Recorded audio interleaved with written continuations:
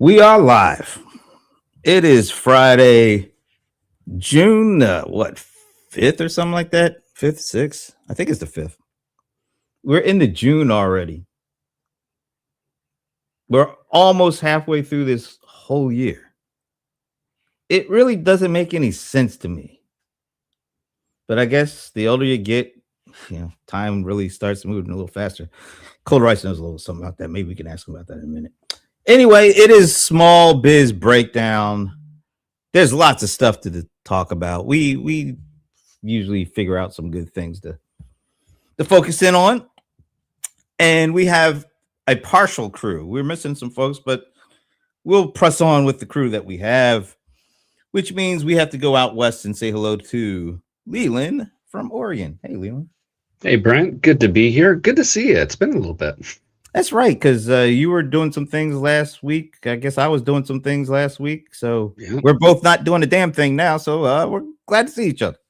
Yeah. It's great to be on. It's ready to talk about what's going on in the world. We don't have enough time to do all of that. We can cover some of the bases here. And let's cover the bases in Gary, Indiana. Now, I was actually just in Chicago, which I don't think is very far from Gary, Indiana. It was perfect weather when I was there. It was great. No humidity. It was like 75, 80, sunny. I pick a good time to go. And now I'm getting ready to go to Vegas, and I look and it's going to be 105 degrees. I did not pick a good time to go there, but I digress. And we will progress. How you like that segue there, Leland? We're going to progress to the east and go to Gary, Indiana, where Mr. Pierre DeB is here. The boys. I like DeB. I think Brent really enjoys like coming up with new ways with last names. So I'm going to let this keep going every week until he runs out, which probably he won't run out, but that's okay. Oh no. And yes, just to let you know, Gary is just a stone throw away from Chicago. Oh. That's why the Bears are trying to come to Hammond, Indiana. Whole conversation. So, but yeah. Wow, I didn't know I was a stone's throw away. Yeah, next time you come through, let me know. I'll catch up with you. I will. I didn't know you were that close. That's very close. But the weather was great out there. It was. Oh, I hope it's still like that. You picked a good time, although I will say it's going to rain today through this weekend. So you picked a really good time to get through and have some good weather. So. Yeah, and then get back here. Yep. Where usually we have our own rain and storms that I could deal with. So it's one of those things. But glad to be there. Glad to progress. Oh, we're not going to be stopping in beautiful, magical, mystical Medina because we are going to be missing even of the day. And we're not even going to stop in our nation's capital. Well, there's nothing going on there anyway. But Shashi is cavorting. I guess that's a word. It sounds like it could be a word. Don't ask me to spell it, but I think that's what he's doing. And then we're not even going to be able to go to the vacation capital of the world or something like that. Did I get it right? I think I got it right. And he's not even here to hear it. Oh, well, he should have been here. Ramon, well, he's doing whatever he's doing. He's out there, having lots of talks and meeting lots of people and smiling a lot. We know he smiles and shakes hands a lot. So he's probably out there doing that too. So we missed those three, but guess who we aren't going to miss? Did I just say that? Didn't sound right. You're going. I think I said it, so I'll have to keep going with it. It is the cold one. He is the bold one, and he's getting up there. He might be the old one. He is John Cold Rice Lawson. What's up? Yeah, what kind of shirt is that? Is that who's on that one? Oh, you noticed my shirt? Oh, that's a young Prince. Woo! Wow. That looks like a young Prince. Look on the other side. What do you mean? Look on the other side. What the hell am I supposed to do? It's Prince and Michael. Oh my God! Somebody did a mixtape on their pictures. Wow! Notice how I gravitated to the Prince side just like that, though. Yeah. Makes sense. Yeah, look. Not that we're gonna go down this rabbit hole, but I just want to state for the record, I'm not one of those guys that you have to like one or the other. I really do. I love Michael Jackson. I loved him since he was a little kid. I love what he did when he first came out on his own. It's great. So I am not one of those haters. I Yeah, just there's no, really, I mean, no hate. no hate, but I really appreciate Prince more than anybody. But back in the day, Yes. Oh, did you take sides back in the day? Did Yeah. you wait a minute? What side did you pick? Prince, of course. Okay, I just had to make sure. Leland, who did you pick? Honestly, Michael Jackson.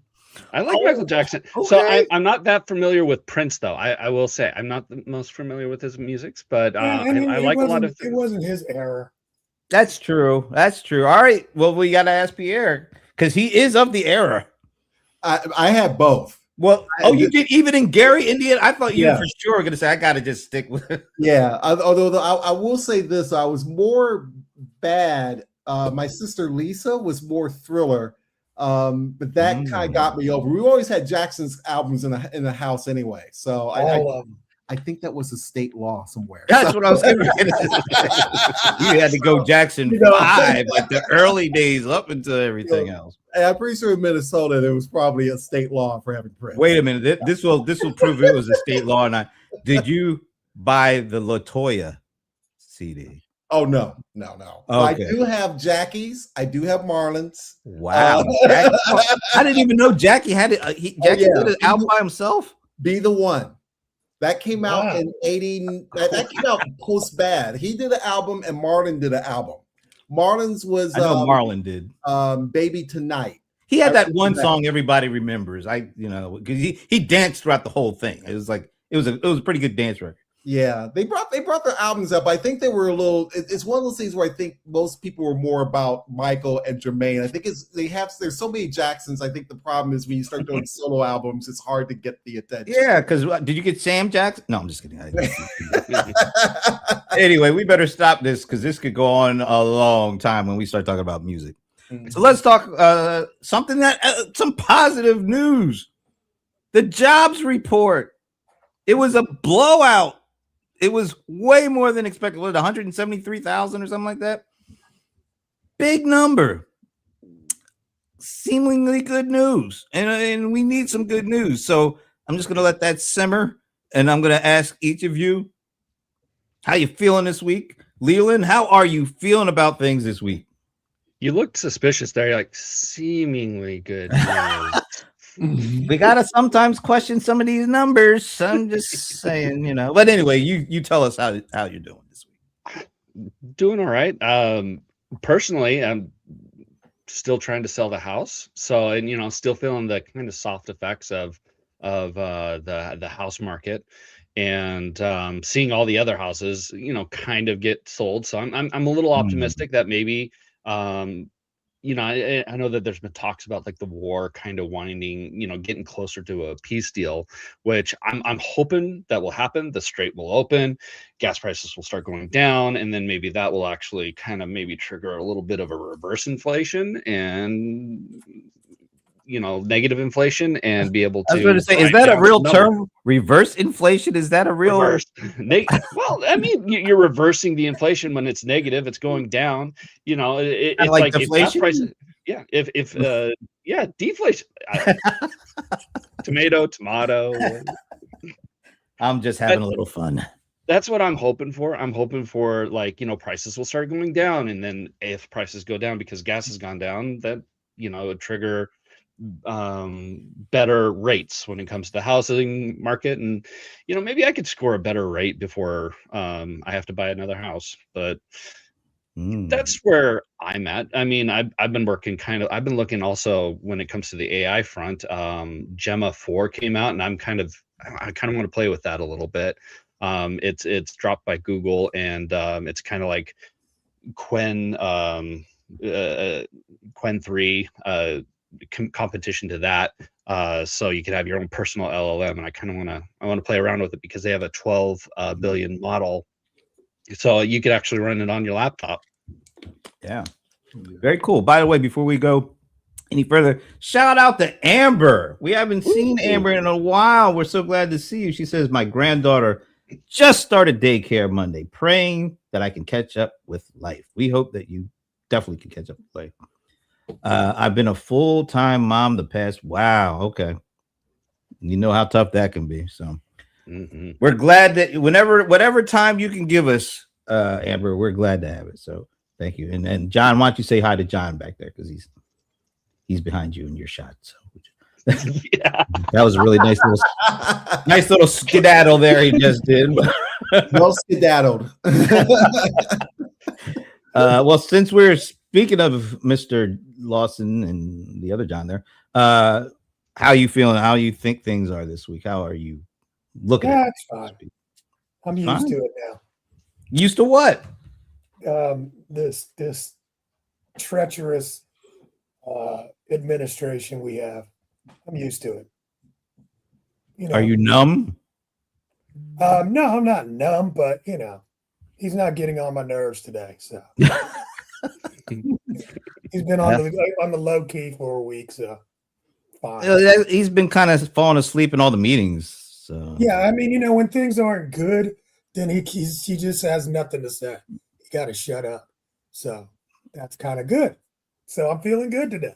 Wow, you worked that one out. That he kind of started out one way and ended up feeling pretty good. That's good. All right, Pierre. Not bad. Let's see. I'm going to try to keep it economic. Although I did like that the Kennedy Center is going to get, just not to get too political, but it's going to get named back. I like that happened. The thing I do like, I like gas prices has dropped. I think that has been that makes When you say dropped, how much? It's about 3. It was 3. Was it 322 yesterday? Roughly where it That's was? not bad. 322. Yeah. I wish it was 3. I know we were for a while. We were definitely like that 4 near 5. Wow. Ours didn't drop because they had the guy here suspended gas tax. And Our it governor. ended, and it ended yesterday, so it's the same price. So now it's. I think I saw 369 or thereabouts. Is that not right? Yeah. Leland is jealous of me. I'm sitting. I'm seeing it go down to 470, and I'm like, yay! It's going down. 470. We never got close to that, did we? I don't think we got No, close to that. He Here. didn't get to 4. Or Oregon is like number. I think it's like California, Hawaii, Washington, Oregon, Alaska, and it's like it's the taxes, it's the regulations that they have here that just drive the price crazy high. Well, I was in Seattle last week. The number that started was 7, which blew me the hell away. I was like, there's no way in the hell I'd be driving on a regular basis if I had to pay that much money. I think that's the point.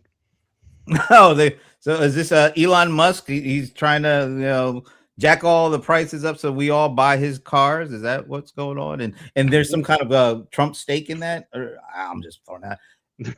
I don't know about that last part. It was just a speculation. I do not know.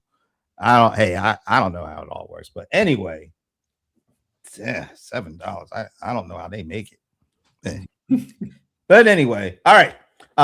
So I think it was announced this week that OpenAI and ChatGPT reached the 1 billion monthly active users faster than anything before it.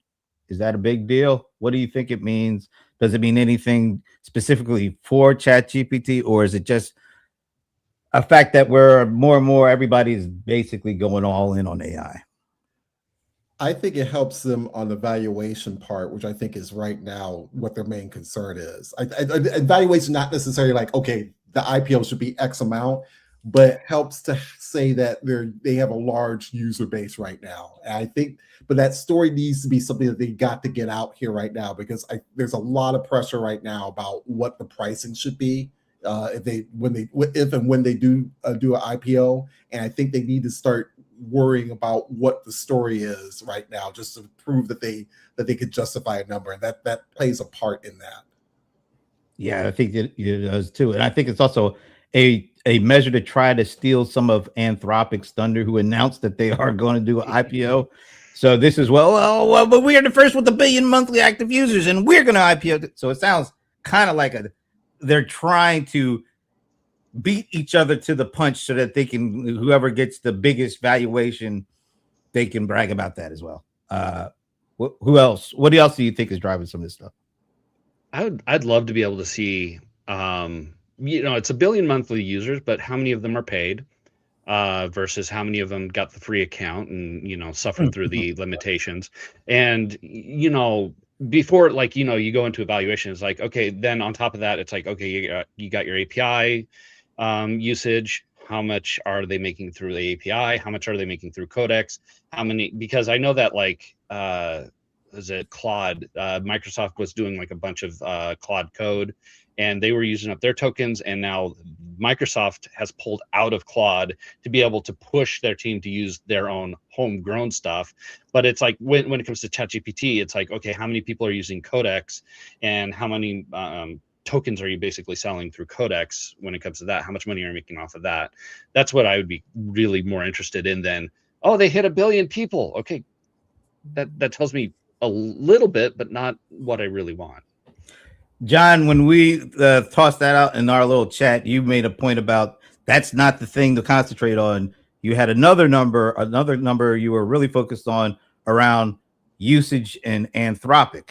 You want to talk about that a little bit? Yeah, I mean, when people have tried both of them, they found that Anthropic wins when it comes to loyalty. So, but I mean, Anthropic's user base is a minor number compared to 1 billion. So that is what it is. You can't really compare the two in that way. Anthropic is more about going deep, and ChatGPT is more about going wide and trying to get as many users as they can. To Leland's point, I mean, basically about 5.5% are paid users. So it's not, that big of a number as you would think yet. But we'll see. Some of them will pay at some point, hopefully, maybe. Look who it is! Your cousin Gar. We had you out on an APB. We're glad that everything's okay, man. You still holding that Bitcoin? Let us know. He used to always ask a lot of questions around that. And he couldn't ever get his cousin to answer him anywhere else but on this show, so that's why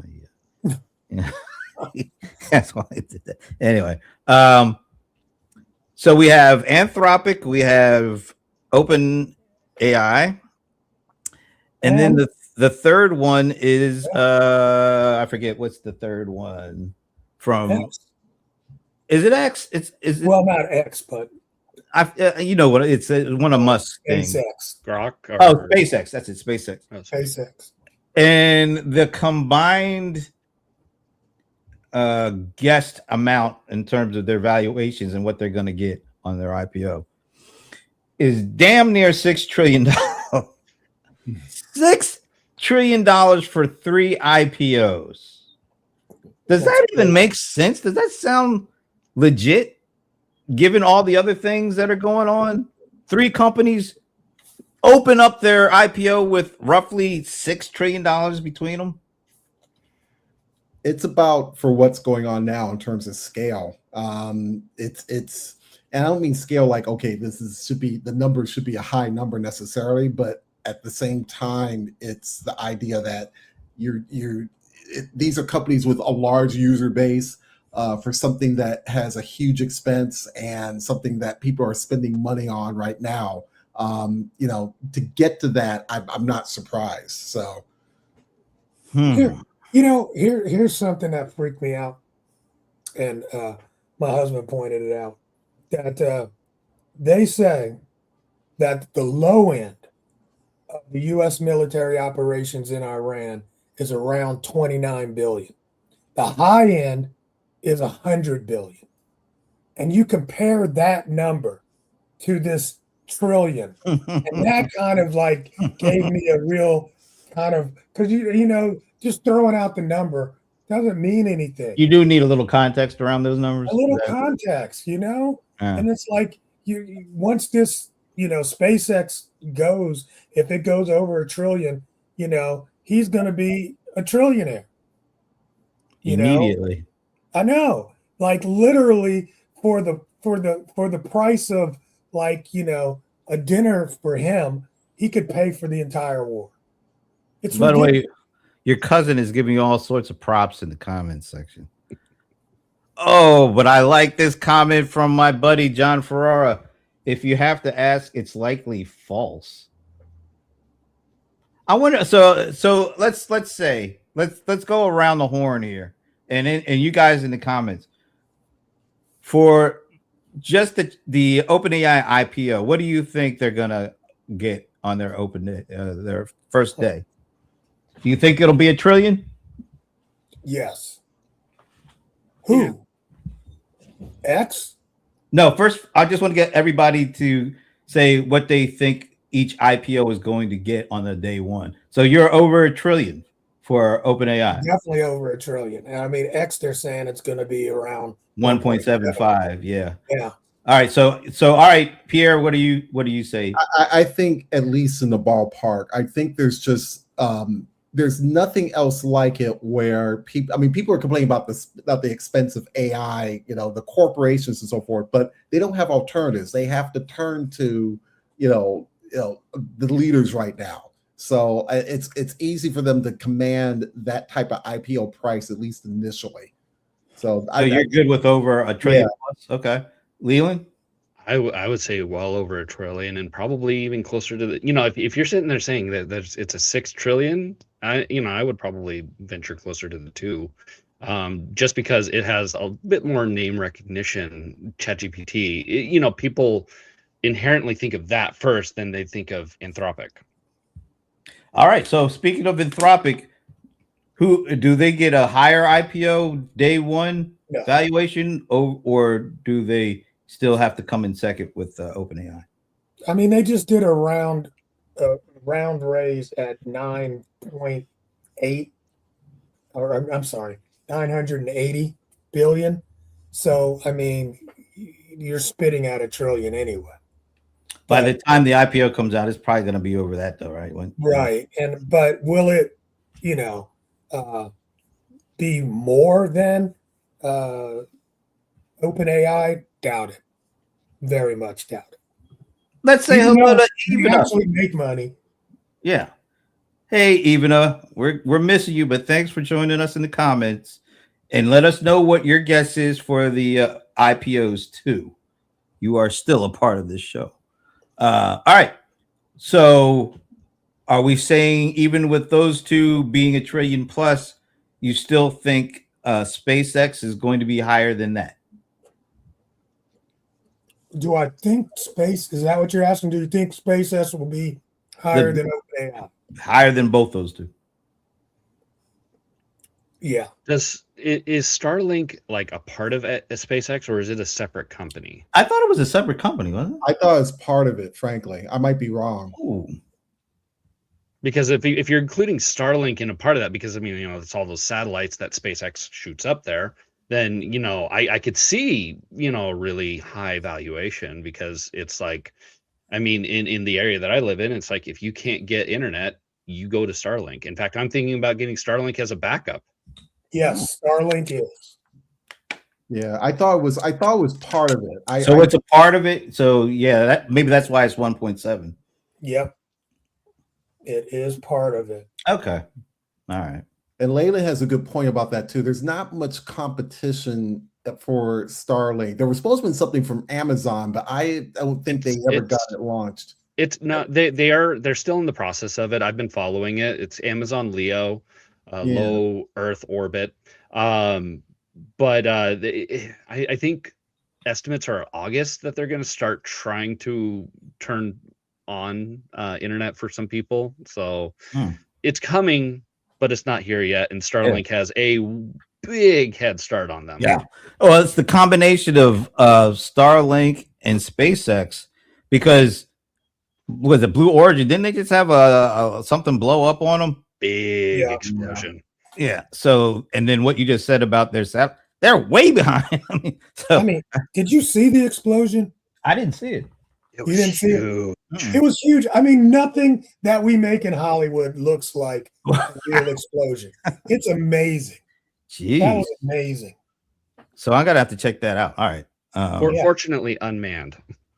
Yeah. This is a completely different subject, but oh my gosh!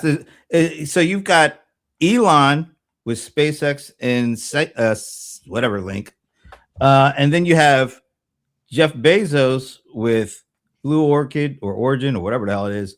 I like Blue Orchid, but I think it's Blue Origin. And Leo. I'm not even throwing in like the other stuff, like Amazon and things like that. But who do you think is the more successful billionaire at this point? Elon. Wow. By far. Wow. I don't want to give Elon props. That's just me. Oh, I don't like giving him props either. I don't either. But I was just think about the things that he's about to cash in on. He is so far ahead of Jeff Bezos when it comes to space and satellites. 10 years ago, we would not be saying that Elon was ahead of Jeff Bezos. No, but, and that's the thing. It's like, you have Amazon, and Amazon's been kind of this entity that almost 30 years, that's been around, and it's been very, very successful, and it's growing slowly. But then, like, was it 15 years ago or something like that? You have Elon Musk. I know he did like stuff with PayPal and whatnot, but he wasn't very well known as the person behind that. But he hit SpaceX, and then all of a sudden he shot up with everything else. Yeah. Well, Tesla too. I mean, I didn't even mention Tesla, but Tesla. Yeah. I'm trying to think how to say this a little bit without being too heavy on Elon. The problem I have with Elon is for X, SpaceX is getting an IPO, but he also rolled X, Twitter, into that. It's sort of this, he has a large margin to work with. And sometimes he just gets off on tangents, which I think he should not be on. And I think for me, when I think of success for a business leader, it's somebody who is focused enough not to go off on tangents. And some of the tangents that Musk has done, a lot of it has been avoidable. I'll leave it to Doge. That's the one. That's why I'm kind of really bothered by that. I get bothered by leadership. There's a difference between somebody who is a business leader who wants to change the world, and you do it through the products and services that you have. You don't hop into government agency and try to dictate. And I think that he doesn't know. He always had this sort of spin with him, which I think when it was just about the stock, and he had all the battles back with SEC years ago and so forth about making comments on Twitter about stock and so forth, it was kind of contained. When it got to something a little bit more with governments and what have you, it kind of changed a little bit. And you can make some of that with Bezos, but Bezos overall really kind of sticks into a lane at a certain level. And I can respect that to some degree, even if there's some things I don't disagree about. But when you start dealing with government agencies and you don't have a real background in policy, and you're one of the richest people in the world, I'm not giving you props. That's just me. Well, that's every billionaire, though. Every person who's got any kind of money, or any person who seeks out money. It's Elon, though, is in the forefront. He's not hiding it. All these billionaires are going back into the back rooms and are saying, no, you're going to do this. You're going to do this, or else you're not getting my funding or campaign. There's so much of that in politics, but it's just where is it? He's in the forefront. Everyone else is in the back room. You have to know when certain areas you need to kind of like, I honestly really believe there's certain areas you need to know that you should not be touching at all. I really honestly believe that. Yeah, but there's that thing called hubris, and the people that have been extremely successful in a number of different ventures, and you have to give them that. They think they actually can do everything or anything that they want, like buy a company for 44 billion, and then it kind of tanks and goes down to like half that. Mm-hmm. And even that, he kind of got away with it because then he rolled it back into another company of his. So I think there's a lot of hubris, and I think Bezos has hubris, but it does feel like Elon actually has even more hubris than. And let's face it, he's been more successful on those satellites and on those other kind of businesses that seem to be at the forefront, SpaceX. And Jeff has had he wants to what? He wants control. You know, when he bought Twitter, I told everybody, I'm like, he's buying Twitter so that he could have a leverage in the Trump administration. Everybody thought I was crazy. Then he ends up with Doge. He gets into Doge. He does all these things, but in reality, he got everybody's information. Data. He got all the data. See? So this idea that he just wanted to be in politics. Now, but I'll give you the hubris part. He's got a huge ass ego, of course. They all do. They all do. You know, but he's very calculating. Very calculating. You know what? I think people also get thrown off by he's a terrible speaker. Like he has an awkward personality. But autistic. Yeah. Almost on the brink of. Yeah. Absolutely. But yeah, I mean, look, I don't like the guy because of some of the stuff he said. But you can't take away some of the things he did in business. Yeah, like I think it was for Tesla, what was impressive for me about that was the whole idea of trying to get more direct sales for cars. There really was a barrier to this. There's state laws. I think Texas is like half the states in the country. There's laws that you cannot sell directly. And I think when as a leader, when you are focusing on those types of things that change how people can engage with a product or service, I think that's fine. I just have a problem when you go after certain things, particularly things in government and agency, that you're trying to, what John said, yeah, exactly. You're trying to almost control something that you really should not be controlling. I don't think you should ever get a pass on that. I really don't. That's too many people being hurt for something that needlessly, for something that should not be happening. I'll say this. Just once again, he's done some pretty huge things. Let's look about building a whole new American car business. Before Tesla, when was the last like really successful car company that was birthed? It wasn't DeLorean. We tried that. No, I mean, there's been a couple. Saturn. That came from General Motors. He built a new car company on electric cars, not on replicating the things that were already built. He built an industry, and he kind of forced a bit of an ecosystem with having to have all these place charging stations across. I mean, that guy, you have to say his vision is very unique, because he didn't just say, "Oh, I want a new car like DeLorean," who had worked at a car company. This dude hadn't even worked at a car company before. And he went from that to where Tesla is now. And then he did the SpaceX. And I mean, I don't like saying these things, but these things are actually true. But I do think when you do these huge things, your hubris says you could do anything. And then you find out you really can't. But even for the Tesla, you have to keep in mind, Tesla, you had two engineers that started that company. And there was a fight about Musk's name being like as a founder off of it. So there's always this a little bit, and like I said, I'm not a complete hater here. Or I'm trying to point out is that there's, you're close. Okay, I'll own that. Thank you, John. I just think that there's a little bit of this. I think there's proof where I think as a business leader, there's some quirks or things that you can get away with if it's confined to your industry or something that's going on within business. Like what you said earlier, like, yeah, he may not be the best speaker, but people can tolerate that when you're not, trying to disrupt government. You're not trying to go that far. It's acceptable only if you are trying to, really innovate, which I'll give him, through financing that through Tesla, that's what he was trying to do. But I think as a business leader, I think particularly now, you have to know when you're crossing a line with people. I honestly believe that now. Yeah, I think guys like that, they don't even care about the lines, though. Yeah. Unfortunately. And they have so much money and power, they usually can get away with it. But like you said, going into government, they have that's not there's a whole other ball game when it comes to government. And I think even though you say he got some data and all that, he didn't get everything he wanted.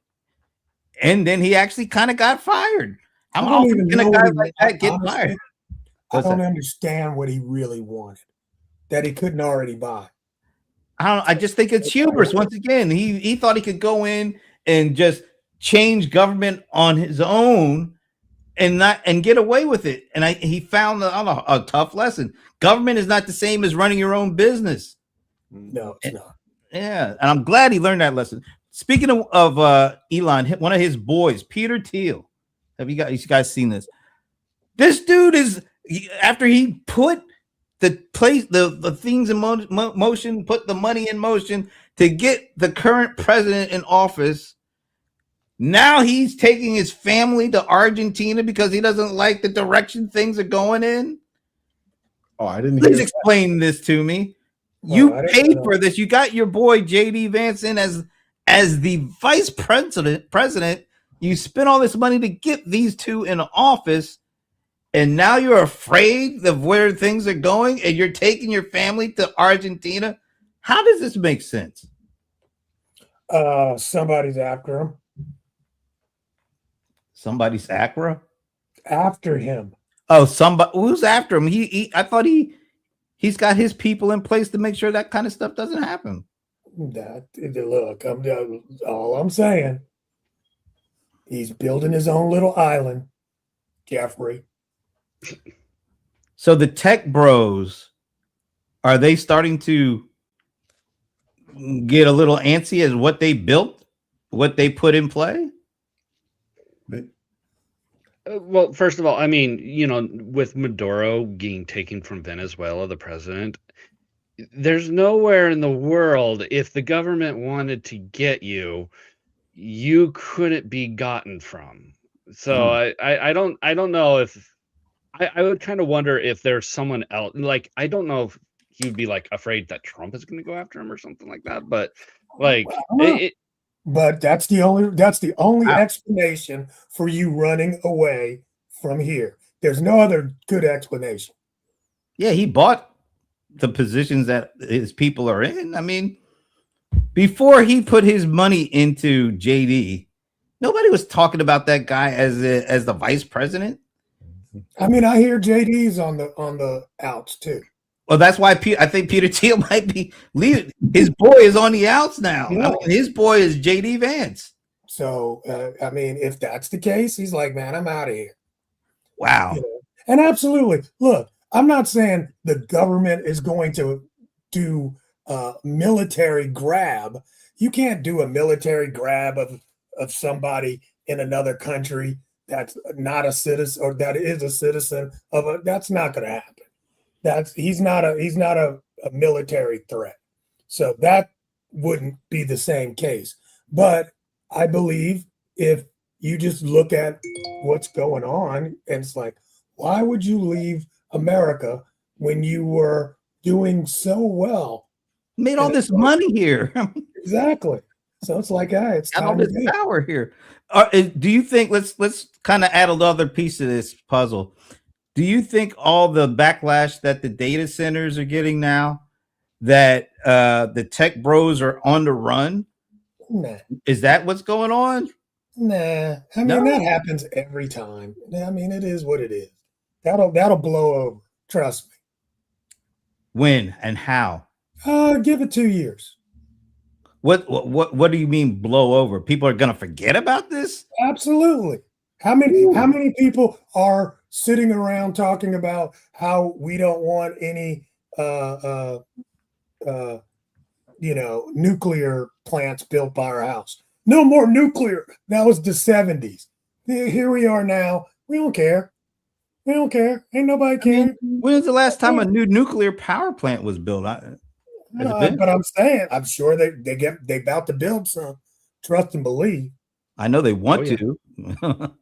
But I'm just saying. I mean, it sounds great right now, but it'll be gone before you know it. I So- think Oh, go ahead, Pierre. I was going to say, I think it's going to take some level of innovation on how those data centers are operating before we'll see some change. I'm hoping that this is more hope than something specific on my part of it. But I honestly think right now people are tired of them is because of where, I mean, even I think Vienna, Virginia, there's a couple of areas in Northern Virginia where there've always been That's data. the number one data center per capita location in the whole world. Yeah, Northern if I remember correctly, I think it was Vienna. I may be wrong, but there's a couple places now that are just they're like they're kind of they're not quite saying passing laws and not allowing them to be there, but it's kind of like we're tired of this. I think most people are I think unless you're in a rural area where the pushback is not as extensive, I'll say that. We're going to deal with this for at least another year, and I'm hoping that at some point there's going to be some sort of innovation that maybe will change how much electricity is being consumed, how much resources are being consumed at some level. But that's just me more or less spitballing and wishing more than anything else. Yeah, are they doing a lot of data centers in your area? I'm just curious. There's one. They're not in Gary. There is one in LaPorte, Indiana, which is a county about 2 counties over. To give you an example, it would be like a data center in Athens, Georgia, compared to Atlanta in terms of distance. That's the closest they've been in. In fact, I've even seen an ad here where they've actually said, trying to convince me to say, hey, data centers don't consume as much energy or as water as you think they do. So we're seeing a little bit of that coming out. But there's other places where I think in Indiana where they're looking at building or trying to build, but there's some pushback a little bit as well. Leland, you were going to say something? I was just going to say, you were talking about innovation. The biggest innovation would be to be utilizing less water. I mean, the solution for energy always seems to be nuclear, but the water is, I think, the biggest concern right now. I know I was looking at a couple of houses, and basically the irrigation district in our area is holding back on giving out irrigation water rights in favor of more of the data centers. That's not going to affect a lot of people. I mean, the farmers who have their farms already have their water rights, so it's not going to hurt them. But anyone who wants anything more for water rights, they have to contend with Amazon. So it's not like the biggest issue. It's not hurting 99% of the population, but there's a little population that's probably being affected by it. But if they could ever find a way to do a closed system with water to cool off the water and just keep reusing the same water, that'd probably solve a lot of the issues when it comes to that. It's interesting to see the pushback finally coming from the local communities, realizing they weren't really getting a whole lot out of this deal, but higher electricity bills and power bills. But now it seems like they're at least have awoken to the fact that these guys were taking everything and giving nothing to the local folks. So I don't know. I think I have a little bit more hope for the little guy on this one now that they seem to awaken from what's been going on. We'll see. I don't know. All right, another big guy, another AI biggie who had already announced over $150 billion in AI spend or investment. Google, or Alphabet, I guess, announced this week an additional $80 billion over the next 12 months in AI investment. Are you surprised that they're throwing even more? We're getting close to like 200 some odd billion in a year's time invested in AI by one company. Are you surprised they're doing this? People are starting to question when are the people going to get paid back on this money? Because that's a lot of money to be putting into something, and you don't know nobody knows exactly what the actual payoff is going to be and when it's going to happen. How much more can companies invest right now without people really losing it over this?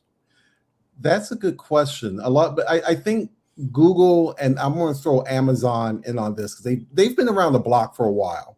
So it's a little easier for them to, and then people know that they'll spend money at something just to experiment, particularly Amazon. I just think it for them to do this. I think part of it is that they kind of have to. Google has momentum with AI right now. Ever since they made the switch over from Bard to Gemini, that is, from a branding and image perspective, they got a little bit of swagger back now, which is a lot of people were wondering if they would come out with, if their search would be impacted. They got swagger now to do this. I think people are a little bit more forgiving for them than say an Anthropic or OpenAI, which are still relatively, babes in the woods. I mean, they're good babes in the woods. They're important babes. But as far as like company longevity, I think people will give Google a little bit of a pass on this at some level. I mean, Google, go ahead. I was going to say Google makes like $402 billion in profit. So, I mean, taking 80 billion and investing that into AI isn't necessarily like, the same as like some of these other companies who are borrowing hundreds of billions of dollars. I look at it more of like they're actually using profits instead of passing it on to the shareholder, which I guess sucks to be you if you're a shareholder, but maybe that makes it more profitable, and in the future you're making more money. Wait a minute, that number seems a little high. 402. Are we talking annual revenues? And annual. I know it ain't. Yeah, and I know it ain't earnings, because earnings they're usually making about 20 billion a quarter. So that's the actual earnings, not the revenue. So if you're talking 80 more additional billion, yeah. We're basically all that quarterly earnings you are basically investing right back into AI, which is that's a crazy number. Yeah, 132 billion in net profit. Yeah, so you're almost taking, in addition to the 150 billion they announced, an additional 80 billion. It's almost a dollar for dollar. We make a dollar, we spend a dollar just on AI. You don't say just on AI. Well, they're spending on other things. That 85 or that 80 or that 140, that's just the AI investment. They have to invest in other things other than AI. But AI for them is live or die. It is, but they have other things that they have to spend, like on YouTube TV, on content. I mean, there's so many things they have to keep investing in. Right, beyond just AI, right? But AI, look, man, AI will eat their lunch. They have to continue to buy AI customers, because literally, if everybody starts using these other AI tools and not using their AI tools, they're not going to be able to make any money off of eyeballs anymore. Their whole I get that. I get that. But they just can't spend everything they have on not just AI, but just on one thing or one technology. They can't. I don't think any company can do that. Yeah, but they are putting their eggs. Oh, go ahead. I was going to say, I think, and maybe I haven't seen the full number, but I would think that they have a lot of opportunity to blend Gemini into so many of their products and services. Oh yeah, they're already doing that. I think that's the appealing part. Whereas with Open AI and Anthropic, they're coming around. Don't get me wrong, but I think for Google, you have things that a business person, if they weren't very techy, they can recognize it. Digital ads has been their bread and butter for a while. YouTube, which I saw a video the other day, they were talking about how YouTube was kind of breaking out among social media for retaining people to watch not only their shorts, but also the long form videos. There's little nuggets there that it's appealing to a business person. And I think when Google announces that, hey, we're going to spend X amount on AI, I think they get a pass because someone can easily imagine how they could be developing that AI with those other products. And I think that's the thing that people like when they hear that number. Even if the number sounds huge, it's the imagination that is very straightforward, almost like a shortcut to think about what they can possibly do. But even with all that, and I'll stipulate, I agree on everything you just said. But even with that, how long will that pass last if they keep investing 80 billion or 100 billion every year on AI? That adds up. I mean, why do you say every year?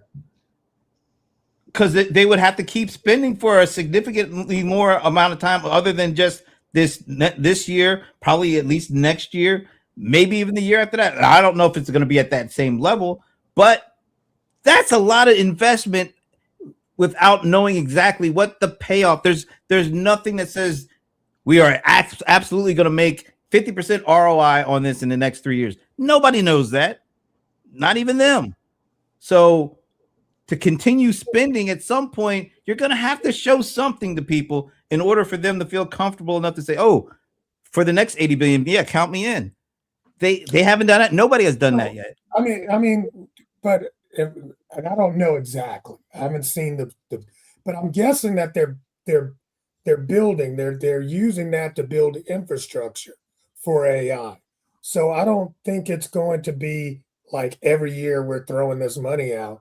They're making an investment and hoping the ROI comes back. Yeah, right? Hoping. Right, but I'm just saying it's not every year. Well, before they were spending 80 and 150, they were spending 10 and then 20 and then 30. And then, oh my God, I guess we got to spend about 50. Now it's going to be 80, 150. It hasn't stopped. It hasn't even slowed down yet. I mean, it is a risk. I think risk. every dime that people are spending on AI at this point, there is a risk. Sean makes a good point. They said the same about investing in internet technology. That's true too. But I don't think they spent these kind of numbers in this short amount of time on internet technology. No, but it did. Or Cisco did. Build as fast either. Yeah, Cisco did, and they are literally just getting back to where they were when they started spending this amount of money and didn't have a ROI in a number of years to show for it. That's all I'm saying. It's like it makes a lot of sense theoretically, but at some point people are like, man, they keep on spending on this. I mean, when will it stop? When will we get our money from the first 150 billion? I don't know, but I got one word for them all: China. Yeah, is the China threat? All right, let me ask this. Maybe we can get out on this. Is the China threat overblown at this point, or is it understated? You think it's understated? Okay, tell us why. Understated. Huh? Tell us why. Because I mean, look, if China gave away free AI, what do you think's going to happen? It'll lower the price here, which means the investment will not be the ROI for the investment won't be what they were hoping. Exactly. And then the market falls apart and we're in trouble. So I don't know why people don't talk about this China thing. There are people talking about it. Ask NVIDIA. He has created a whole keynote on the importance of competing with China and not having these regulations that won't allow companies like NVIDIA to sell their chips to China. He says that's not of course it's going to impact us, but it also impacts the whole US AI movement if we're not able to compete and put our stuff into other countries, IT. So China could just throw free AI at America and crash its market. Sean just said the China threat is understated here, like you just said. Look at their global position. They're still number 2. Yeah. But I mean, we don't want to give up number 1. I mean, I think that's the main thing. Yeah. But I do think there's going to come a time where people are already questioning certain companies like enterprise SaaS companies. Everybody's been questioning their AI investment. Some of them are spending like 20 billion or invest 20 billion.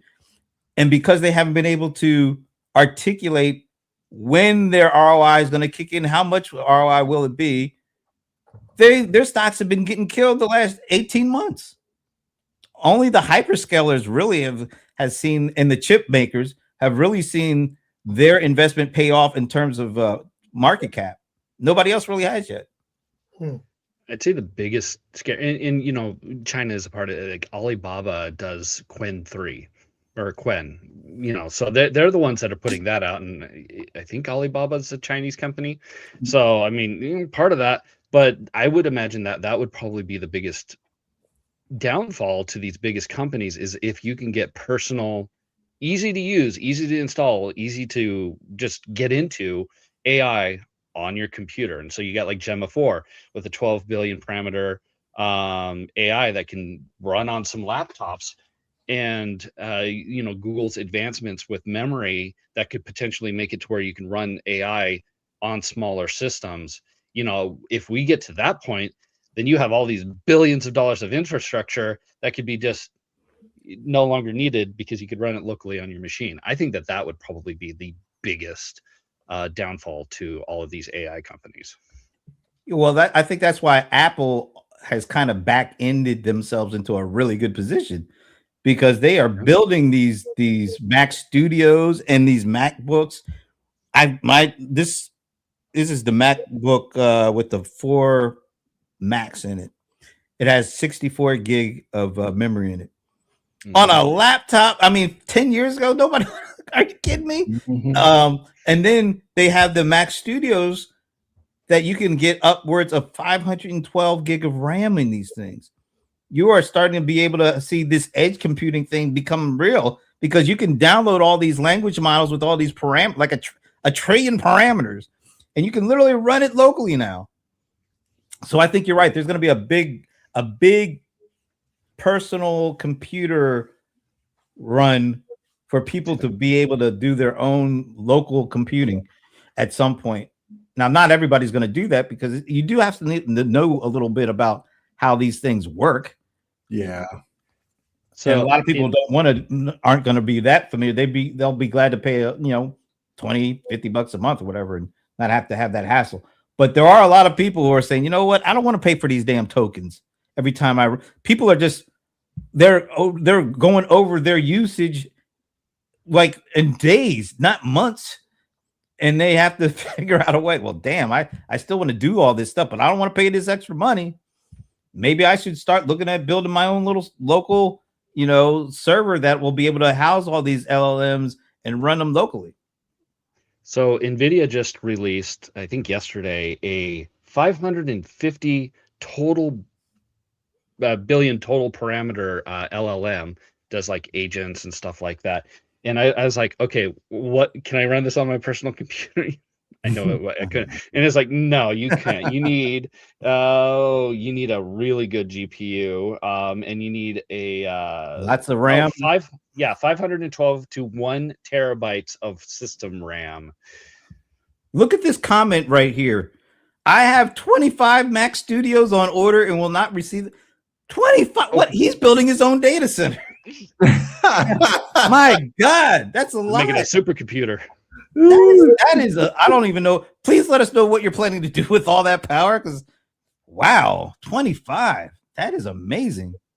I thought about getting one, because one of those maxed out Mac Studios with the 512 gig RAM and the 8 terabyte hard, they're like $12,000. And he's talking about, and if you just want to get a stripped down one with like just 1 terabyte a hard drive, that's $10,000. He's getting 25 of those. He's getting it for his business.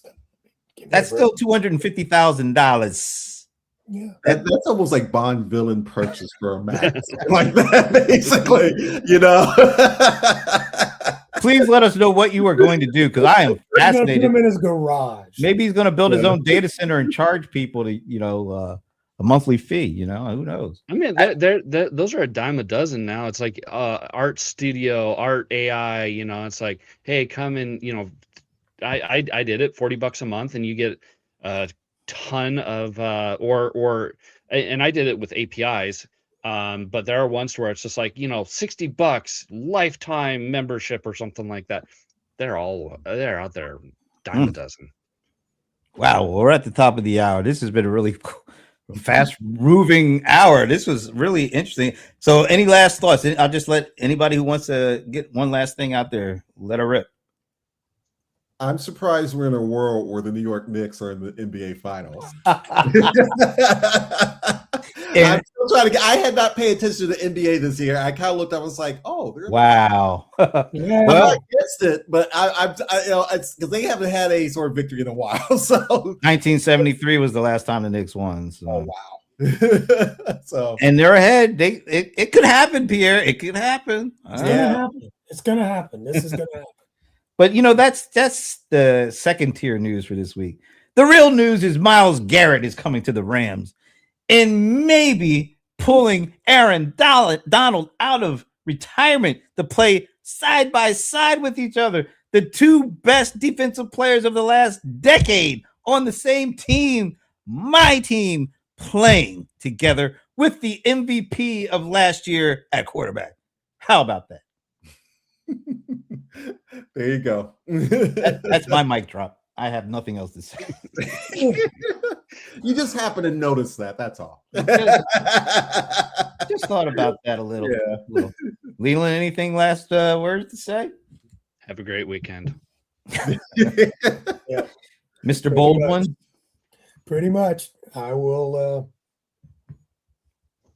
echo that. Have a great weekend. Yeah. Yeah, enjoy your shirt. It's a nice shirt. Yeah. Both sides are nice. Both sides. Both halves of it. All right, folks. Hopefully, well, first of all, thank you to Sean Gibbons and Amber Donald, and of course, our very own Evana Taylor for great comments in the comment section. And Garfield. Oh yeah, cousin Gar. How can I forget cousin Gar? All right. We had John Farrar out there for a minute. Oh yeah, John Ferrara. That's right. My buddy for many years in the CRM space. So thanks to everybody. We hope to see you next Friday. Until then, enjoy the weekend and have a great week. See ya.